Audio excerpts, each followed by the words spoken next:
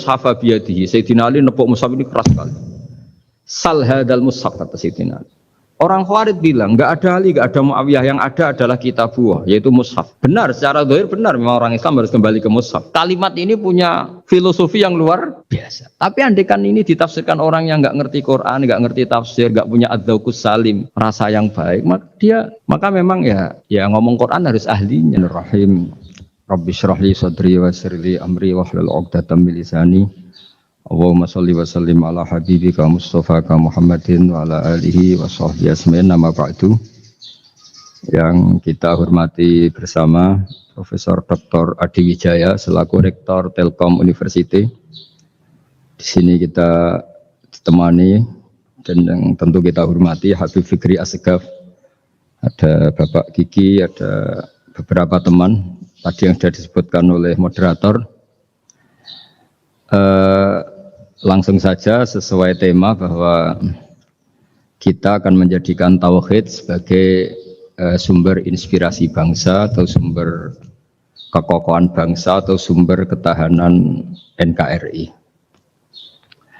Perlu dicatat bahwa di antara yang sering disabdakan oleh Rasulullah SAW adalah inna minal bayani la sikhron. Jadi penjelasan atau orasi atau argumentasi atau apa sajalah itu adalah bagian dari sihir. Sihir di sini maknanya itu sesuatu yang kayak hipnotis, tapi di sini dalam konteks positif.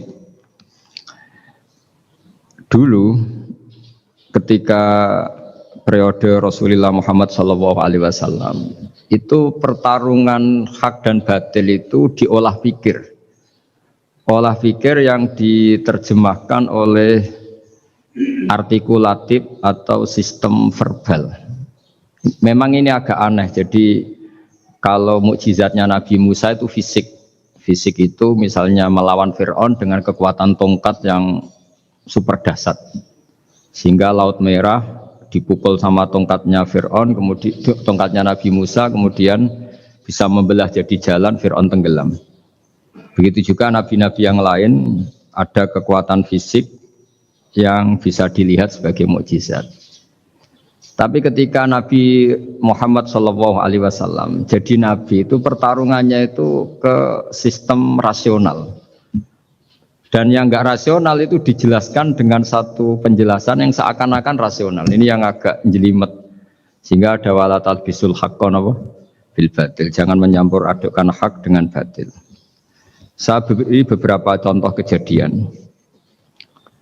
Suatu saat itu ada orang kafir datang ke Rasulullah SAW. Kemudian bertanya, ya Muhammad, jika kambing itu mati betul, yang tidak disembelih, bangkel, itu yang mematikan siapa? Karena Nabi itu orangnya ummi itu lugu, ya yang mematikan Allah. Terus jawabannya si orang kafir tadi, agama kami itu aneh, yang dimatikan Allah langsung haram, tapi yang lewat tangan-tangan manusia yang berlumuran dosa halal katanya. Sehingga terus jadi logika yang kok iya ya gitu. Harusnya yang dimatikan Allah langsung kan orisinil gitu. Sehingga orang terus terbelalak, seakan-akan ini hebat ya. Dan resikonya Nabi Habib Fikri, resikonya itu enggak boleh fahisan mutafahisan. Corong Jawa Nabi ora oleh cangkem elek, itu resiko. Andai kan Nabi boleh cangkem elek enak, nak halal ya pangan kon. Kalau itu baik ya silahkan makan ya. Tapi masalahnya Nabi tidak boleh seperti itu. Andai kan tidak Nabi kan gampang, ya sudah kalau halal ya silahkan makan. Masalahnya Nabi tidak boleh apa? Enggak boleh berbicara kasar, enggak boleh berbicara buruk. Terus ada lagi beberapa kejadian yang seperti itu, yaitu masyhur suatu saat Sayyidina Ali didatangi seorang kafir juga Yahudi. Ali, kakimu angkat satu, diangkat sama Sayyidina Ali. Angkat dua-duanya, ya tidak bisa. Gitu kok temanmu, maksudnya Nabi Muhammad mengklaim bisa naik langit, gitu aja kamu tidak bisa. Jadi selalu pakai olah kata. Yang ketiga misalnya Muhammad Kita ini punya urusan banyak, punya problem banyak. Dan Tuhan itu dianggap penyelesai problem, halul muskilat, yang bisa menyelesaikan problem. Pertanyaannya, kalau problem kita banyak, Tuhannya satu tidak cukup Muhammad. Kalau problemnya banyak, ya Tuhannya harus banyak. Sehingga ketika Nabi membawa tauhid, protes mereka, komplain mereka, aja'alal alihata ilahau wahida inna hadza la syai'un ujab. Masa Tuhan satu, wong problemnya banyak, urusannya banyak. Kalau urusannya banyak, itu hanya harus banyak. Nah, karena olah pikiran seperti ini, sebetulnya bukan olah pikiran ini, hakikatnya olah kata, karena ini tidak mewakili hakikat. Ya, saya ulang lagi, sebetulnya ini bukan olah pikiran atau olah akal atau olah kecerdasan, tapi olah kata, karena semua yang diomongkan ini tidak mewakili apa? Hakikat. Tapi faktanya itu terjadi. Sehingga mukjizatnya Rasulullah SAW itu tidak boleh berupa fisik kayak tongkatnya Nabi Musa atau tabutnya Nabi Harun atau apalah yang sifatnya fisik. Karena ini tidak menjawab kecerdasan-kecerdasan yang terimplementasi oleh kata-kata yang dikatakan orang-orang kafir tadi, yang bisa memojokkan orang-orang kafir. Akhirnya Nabi diwarisi kecerdasan, dikasih kecerdasan oleh Allah Ta'ala, yaitu yang dikatakan fatona. Dan mereka memang suka, mempermalukan Nabi itu suka. Misalnya Nabi, karena sebagai Nabi, beliau tahu betul bahwa semua itu biadillah, di tangan Allah. Itu Nabi pernah ngendikan, la adwa wala tiarota, tidak ada penyakit menular. Lalu ada orang Yahudi atau orang siapa saja, orang bodoh lah yang jelas ini. Ada unta yang kena penyakit gudik, kalau orang Jawa bilang gudik apa? Kalau orang itu agak apa? Kudis ini. Yang kena kudis ini dijejerkan sama yang waras. Ternyata yang waras sekarang jadi kudisan. Senang mereka karena bisa mempermalukan Nabi. Ya Muhammad, ini unta kena kudis. Ternyata yang waras tertular oleh yang kena kudis. Padahal kata kamu tidak ada penyakit apa? Menular. Itu problem-problem jadi Nabi di era Rasulullah SAW. Sehingga Quran datang dengan kecerdasan yang untuk menjawab itu. Makanya Nabi tidak pakai mukjizat fisik, tapi mukjizat logika. Akhirnya Nabi diajarin Allah lewat Jibril, yang dikira mereka yakin kalau menang dalam debat. Tapi Nabi balik bertanya, faman a'dal awwala. Jadi terjemahnya, kalau ini kena kudis karena tertular yang ini, lalu ini tertular siapa? Yang pertama tadi. Wah, itu asli mat dari Allah ya, maksud saya itu. Jadi dia ingin contoh yang kedua yang tertular, dengan itu berarti ada penyakit apa? Menular. Tapi Nabi tanyanya faman a'dal awwala, lalu yang pertama kena kudis itu tertular siapa? Makanya kalau sekarang misalnya corona menular itu yang pertamanya dari siapa itu? Tidak tahu itu. Ya tidak perlu tahu, tidak bidang kamu. Jadi ini saya mau cerita. Jadi logika-logika yang dibangun orang kafir itu sebenarnya bukan logika, tapi olah kata. Dan orang kafir itu paling pintar. Karena mereka itu penyair. Penyair itu kalau sekarang modern mungkin mirip-mirip jurnalis atau mirip apalah. Bisa mengubah apa saja. Apa yang sebetulnya baik dikesankan buruk atau sebaliknya.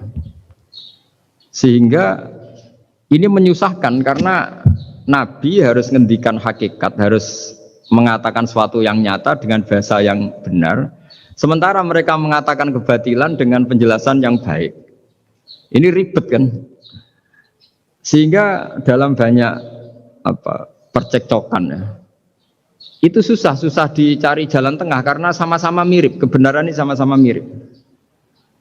Jadi misalnya yang masyhur dalam satu peristiwa besar, konflik antara Sayyidina Ali dan Sayyidina Muawiyah, itu konflik yang nggak bisa dihindarkan gara-gara kalimat, gara-gara kata-kata. Makanya sekeras-kerasnya pedang atau senjata itu masih keras apa? Kata-kata atau polemik lah atau apalah. Karena sekarang itu agak susah membahasakan. Ketika konflik Ali dan Muawiyah itu ada orang bilang, ya sudah, nahkum bi kitabillah. Sudah sekarang kita kembali ke kitabillah. Itu mereka megang mushaf. Mushaf ini yang saya pegang namanya mushaf. Seakan-akan itu benar karena orang Islam harus kembali kepada kitabullah. Pertanyaannya lalu Ali kata Ali, fadorobal mushafa biyadihi. Sayyidina Ali nepuk mushaf ini keras sekali. Sal hadal mushaf kata Sayyidina Ali. Kalau kita harus kembali ke Quran, coba tanya ini. Mushaf ini ya mushaf seperti milik saya ini. Akhirnya orang-orang Khawarij bilang innama huwa waraqun wa madadun, itu hanya kertas sama tulisan. Bagaimana mungkin kita bertanya? Pas itu adalah orang Khawarij itu orang yang nggak mau ngakui Ali juga nggak mau ngakui Muawiyah, dan Sayyidina Ali sama Sayyidina Muawiyah sudah sadar mau bikin mediator, mau bikin solusi jalan tengah. Jadi sebenarnya dua beliau itu orang baik, gara-gara diprovokasi orang Khawarij terus jadi bentrok. Orang Khawarij bilang nggak ada Ali, nggak ada Muawiyah, yang ada adalah kitabullah, yaitu mushaf. Benar, secara zahir benar, memang orang Islam harus kembali ke mushaf. Tapi Sayyidina Ali pinter, sal hadal mushaf. Kalau gitu tanyakan mushaf itu. Ketika Sayyidina Ali dan Sayyidina Muawiyah sudah sepakat bikin perdamaian. Akhirnya singkat cerita, innama huwa raqun wa wadadun, kata orang-orang Khawarij itu hanya kertas dan pena. Kenapa bisa disuruh atau diminta jawaban? Terus kata Sayyidina Ali, enggak bisa toh kamu tanya mushaf, ya enggak bisa. Makanya tanya saya katanya. Akhirnya Sayyidina Ali memberi penjelasan, wa in khiftum shiqaqa bainihima fab'asu hakamam min ahli wa hakamam min ahliha. Jika dua mempelai suami istri itu ngalami konflik, di mana-mana orang konflik roh raine serasa seneng nek. Kita kalau sedang marah, semuanya lah kalau sedang marah sama istri itu roh raine serasa seneng. Jadi sing ganteng ra ketok gantenge. Wis ketok elek etok. Sehingga kalau ngomongin anaknya, dasar nakal kok bapaknya gitu. Bapaknya gitu, nanti dasar cerewet koyo ibuke. Makanya alhamdulillah banyak anak kita yang mewarisi nakalnya bapaknya dan nakalnya ibunya. Karena sabdonya mesti seperti itu. Jadi anak kita ini korban cara ngomong kita. Maka kita tidak wali itu harus syukur karena omongannya nggak mandi. Itu kalau kita wali, itu anak kita jadi orang buruk semua.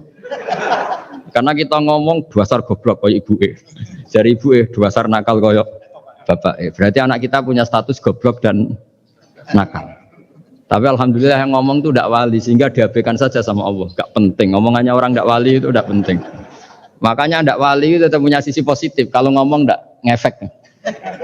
Tapi kalau wali itu direspon sama Allah langsung ya. Tapi kalau wali ya tidak ngomong gitu. Tapi. Jadi kalau orang nggak suka itu nggak boleh ketemu. Karena tambah benci. Sehingga butuh mediator. Itu sudah, ini termasuk ilmu psikologi Quran. Kalau orang sedang tidak cocok itu nggak boleh ketemu, pakai apa? Mediator. Jika suami istri sedang konflik, itu sebaiknya, seharusnya atau sayugyanya itu kirim mediator. Fab'atsu hakamam min ahli wa hakamam min ahliha. Iyurida islaha yuwaffiqillahu bainahuma. Terus kata Sayyidina Ali, wa amru ummati Muhammad a'zamu min amri rajulin wa imra'atin. Dan urusan umat Muhammad yang kita sedang konflik dengan kekuatan besar dan bisa pertumpahan darah, itu lebih ngeri timbang urusan suami dan istri. Itu saja solusinya mediator. Artinya sesepele itu urusan pribadi saja Allah menyuruh ada mediator. Apalagi urusan kita yang lebih dahsyat. Akhirnya mereka ngakui cara istimbat, cara ngambil kesimpulan Sayyidina Ali. Jadi ini masalah-masalah yang orang bilang seakan-akan benar. Sudah kita kembali ke Quran, kembali ke Quran. Quran yang mana? Wong kamu tidak paham. Lama-lama tanyanya cetakan mana ini? Ribet kan? Makanya saya ini bikin gerakan besar-besaran yang dulu saya ngaji tafsir lama sekali dengan Mbah Mun. Ngaji sama bapak saya, sekarang alhamdulillah sering diskusi sama Pak Quraisyab karena kita ini butuh dan saya punya teman akrab Gus Zofur juga doktor tafsir. Ya kalau kamu ingin tak sebut ya punya teman kalian semua untuk mengkaji apa? Tafsir. Itu memang kita butuh. Karena Quran itu teks. Teks itu harus difahami ahlinya karena tapi ketika orang ngomong ayo kita kembali ke kitab buah itu kembali yang apa? Terus tentang apa? Sehingga banyak orang yang entah saking angkuhnya, entah saking benarnya tidak tahu. Saya tidak mau kembali kepada Quran. Kenapa? Saya tidak pernah keluar, saya di situ. Kembali itu kan sudah keluar baru kembali. Itu entah saking angkuhnya, entah saking benarnya tidak tahu. Mau kamu katakan angkuh yang masuk akal? Saya tidak mau kembali. Saya tidak pernah keluar. Memang saya sudah di situ. Benar mana? Bisa jadi ya sudah ini itu wilayah yang nggak jelas itu. Tapi bahwa mukjizatnya Nabi itu menerangkan sesuatu yang kayak iya kayak enggak. Karena orang kafir itu pintar mengemas kebatilan sebagai kebenaran. Jadi enak zaman Nabi Musa ngadepi Fir'aun yang karuan salah. Nabi Muhammad itu enggak. Ngadepi satu komunitas yang mereka punya jargon yang seakan-akan benar. Misalnya Ka'bah itu sakral, Baitullah. Orang kafir itu percaya keramatnya Ka'bah, percaya. Sehingga mereka kalau bikin berhala itu harus dekat Ka'bah, bentuk barokah Ka'bah. Gak kurang ajar gimana? Maka berhala-berhala itu paling banyak di dekat Ka'bah, karena supaya apa? Dapat barokahnya Ka'bah. Ribet kan? Kamu kafirkan tuh percaya barokah Ka'bah, tidak dikafirkan itu kurang ajar. Ka'bah kok jadi ruwet. Ribet banyak ngadepi. Itu susah memang ngadepi logika ya. Makanya kan apa ya, kayak kita ngerawat anak itu. Mau dilonggar nanti manja terus goblok, mau dikerasin nanti minggat, ribet kan. Jadi ngelola kebenaran itu tidak gampang. Lalu Nabi datang bil haqqil bayyin, dengan kebenaran yang nyata. Dimulailah dari surat diantaranya lam yakunil ladzina kafaru min ahlil kitab wal musyrikin munfakina hatta ta'tiyahumul bayyinah. Bayyinah itu siapa? Rasulun minallah yatlu suhufam mutahharah. Orang-orang kafir baik berkategori ahli kitab yaitu Yahudi Nasrani maupun yang berkategori orang-orang musyrikin yaitu orang-orang yang menyekutukan Allah yang non samawi, yang tidak punya kitab samawi. Itu tidak mau tercerabut, munfakin itu tidak mau tercerabut dari akar mereka hatta ta'tiyahumul bayyinah. Sehingga datang kebenaran yang begitu nyata, begitu jelas. Saking jelasnya siapapun mau tahu. Dan gak bisa dibatalkan oleh apapun, termasuk oleh perilaku sosial. Siapa itu? Rasulun minallah yatslu suhufam mutahharah. Itu yaitu Rasulnya Allah yang membaca lampiran-lampiran suci, yaitu Quran. Sehingga Nabi datang dengan analogi pembanding. Orang-orang yang berpikir Tuhan harus banyak karena urusan itu banyak, problem banyak. Lalu Nabi bikin analogi. Andaikan kamu sebagai pembantu yang punya majikan banyak, perintahnya beda-beda, kamu mau enggak? Ya enggak mau, enggak enak Muhammad kalau punya bos banyak, perintahnya beda-beda, semuanya egois harus dituruti, enggak mau. Enak mana sama punya majikan satu? Enak satu Muhammad. Ya sudah, Tuhan kamu itu majikan kamu. Kalau banyak-banyak bingung kamu, perintahnya banyak nanti. Terus mereka mau, ya sudah Tuhannya satu saja.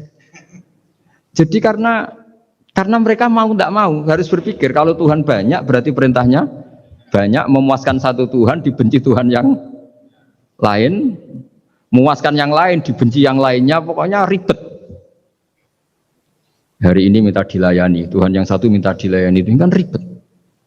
Jadi Nabi itu pakai logika yang gampang. Makanya ketika Allah menjelaskan itu, ketika Allah dorobawa masalar rojulan fihi syuraka umutasyagisuna wa rojulan salamal dirojul hal yastawiyani masalah. Alhamdulillah Allah bikin satu perumpamaan, ada orang yang punya majikan banyak, yang satu punya majikan hanya satu. Hal yastawiyani masalah, nasibnya enak mana? Enak yang punya majikan satu karena standarnya jelas, SOP-nya jelas. Akhirnya mereka sadar, oke, Muhammad Tuhannya satu saja. Lalu dalam pertanyaan-pertanyaan yang lain, misalnya tadi masalah Sayyidina Ali, masalah dibully lah kalau sekarang itu Nabi menjawab ya dengan rasional. Karena mau tidak mau. Karena Nabi tidak dibolehkan pakai mukjizat zaman itu. Untuk awal-awal jadi Nabi itu nggak boleh pakai mukjizat. Karena mukjizat itu punya sisi yang sangat-sangat fatal, yaitu kalau Allah sudah menurunkan mukjizat, itu sekali nggak diimanin itu harus ada azab. Nabi ingin umatnya itu nggak kena azab. Makanya ketika Allah Taala wa ma mana ana an nursila bil ayati illa an kadzdzaba bihal awwalun. Cara terjemahan bebasnya gini, Muhammad, saya tidak ngasih mukjizat kamu kayak Nabi Musa, kayak nabi-nabi sebelum kamu yang berupa fisik. Itu problemnya satu, sekali saya menurunkan mukjizat, tren umumnya ini didustakan. Ketika didustakan, saya punya alasan menyiksa, wong sudah tak perlihatkan sebegitu jelas kok tetap didustakan. Maka sekali saya menurunkan mukjizat, kata Allah, wa ma nursilu bil ayati illa takhwifa. Saya memberikan satu ayat itu hanya warning, hanya peringatan bahwa ini akan ada bahaya azab. Jika karena pilihannya itu Nabi milih gak ada mukjizat yang seperti nabi-nabi sebelumnya, milih mukjizat yang ilmiah, yaitu Al-Quran yang kita warisi sampai sekarang. Alhamdulillah. Karena